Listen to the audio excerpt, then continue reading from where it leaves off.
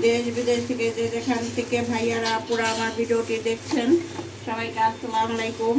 আজকে আরেকটা নতুন রেসিপি নিয়ে আসলাম আপনাদের মাঝে। আপনারা দেখেন, ডিম দিয়ে চাল কুমড়া ভাজি। চাল কুমড়া ভাজি ডিম দিয়ে কারা কারা পছন্দ করেন, বাবা কারা কারা খান, আমাদেরকে কমেন্ট করে জানাবেন।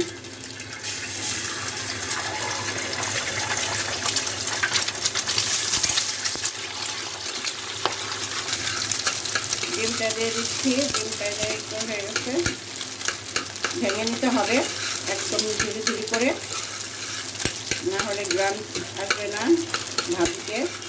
এখন দিয়ে দেবো পেঁয়াজ কুচি।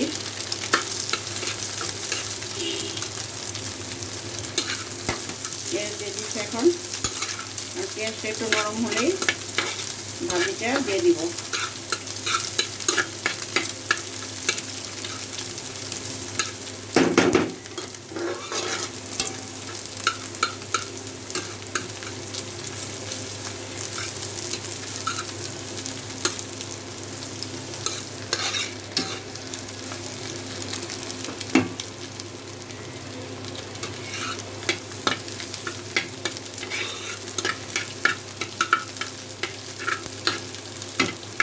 চাল কুমড়া ভাজিটা অনেকভাবেই খাওয়া যায়। চিংড়ি মাছ দিয়ে খাওয়া যায়, ডাল দিয়েও খাওয়া যায়, আবার ইলিশ মাছ দিয়েও খাওয়া যায়। আমরা যখন যেটা দিয়ে পারি ওটা দিয়েই খাই। আজকে অবশ্য ইলিশ মাছ নাই, চিংড়ি মাছ আছে, চিংড়ি মাছ কাটা নাই, যার কারণে ভাজি করতেছি ডিম দিয়ে।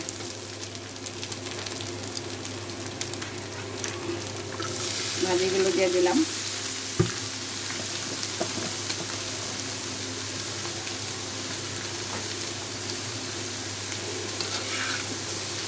দিয়ে দিলাম একটু লবণ, দিয়ে দিলাম একটু লবণ।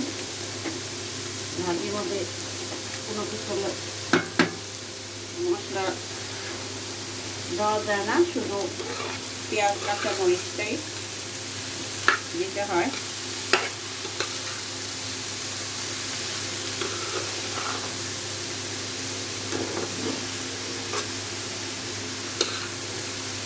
ভাজিটা একটু ভালো করে নাড়া দিয়ে তারপর একটু ঢেকে দিব নরম হওয়ার জন্যে, তা না হলে তো নরম হবে না।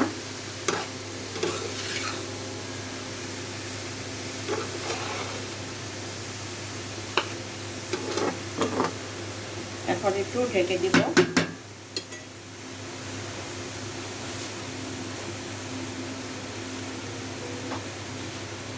পরে আবার ফিরে আসছি।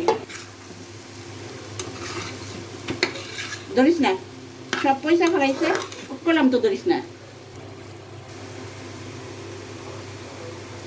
ভাজিটা আমার ফাইনালি হয়ে গেছে। এর মাঝে মাঝে এসে নাড়া দেখেছি, আপনাদেরকে দেখানো হয় নাই। এখন আমি ধনেপাতা দিয়ে নামাই ফেলবো। দেশ বিদেশ থেকে যে যেখান থেকে ভাইয়ারা আপুরা আমার ভিডিওটি আপনারা দেখছেন, আমার চ্যানেলটাকে আপনারা সাবস্ক্রাইব করে দিবেন, বেল আইকন টিপ দিয়ে আমাকে প্রেস করে দিবেন, আমার পাশে থাকবেন, আমাকে সাপোর্ট করবেন, আমাদের জন্য দোয়া করবেন, আমরাও আপনাদের জন্য দোয়া করব। এখন ধনেপাতা দিয়ে ভাজিটা নাড়া দিয়ে নামাই ফেলবো। ধনেপাতা দিয়ে বেশিক্ষণ নাড়তে হয় না, কারণ ধনেপাতা কালো হয়ে যায়, ধনেপাতার সবজিটা থাকে না। এই দেখেন ফাইনালি আমার ভাজিটা কত সুন্দর হয়ে গেছে একদম।